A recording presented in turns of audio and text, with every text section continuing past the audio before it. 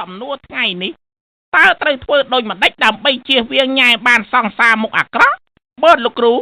វាយស្រីមុខអាក្រក់ឲ្យងាប់អស់ទៅយើងអាចជៀសវាងបានហើយចម្លើយថោកទាបដូចជាឯងកោតតែចេះឆ្លើយរួចដែរ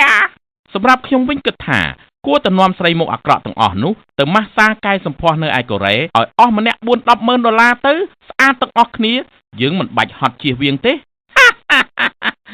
ឯងរៀនគួរ1ម៉ោង1000ចម្ពាក់យើងឡើង20លានទៅហើយនៅមានមុខអីនិយាយរឿងលុយទៀតពួកឯងឆ្លើយខុសចម្លើយដើម្បីជៀសវាងបានសង្សារមុខអាក្រក់គឺយើងត្រូវរកសង្សារមុខស្អាតទៅចម្លើយស៊ីផុយឆ្លើយអត់ចេញដែរ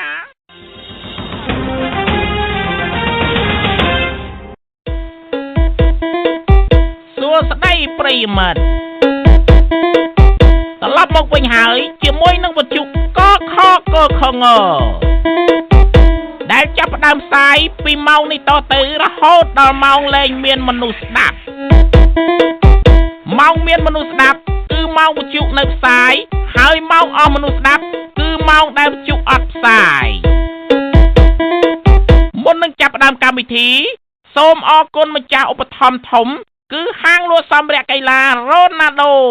ដែលមានលក់កាហ្វេទឹកដោះគោតកឈ្ងុយឆ្ងាញ់ហើយក៏អរគុណអ្នកសហការឧបត្ថម្ភកម្មវិធីផងដែរគឺហាងលក់ប្រហុកផ្អកយាយសារាងហេលបងពីនេះគឺឈិនឡុងទើបតែមកពីប៉ោយប៉ែតអូសួស្ដីលបងឈិនសួស្ដីលបងពីខ្ញុំធ្លាប់ឮឈ្មោះលបងឈិននឹងល្បីញ៉ែស្រីមិនរើសមុខនៅប៉ោយប៉ែតយូរមកហើយខ្ញុំក៏ធ្លាប់ឮរហស្សនាមលោកពីចម្ពាក់លុយគេមិនចេះសងយូរហើយដែរអរគុណដែលបានសរសើរហើយអញ្ជើញអង្គុយលបងឈិនអ្នកអំរើបាទយកកាហ្វេទឹកដោះគោតកមួយកែមកលបងពីហេតុអីមិនឲ្យគេយក2កែមកលបងឈិនថ្ងៃនេះខ្ញុំសល់តែ2000គត់ព្រោះរត់ម៉ូតូដប់ថ្ងៃនេះអត់មានម៉ូយជិះសោះអញ្ចឹងពេលដែលគេយកមកលបងផឹកឲ្យអស់ទៅប៉ុន្តែទុកតកឲ្យខ្ញុំស៊ីគ្រាន់កំដរមាត់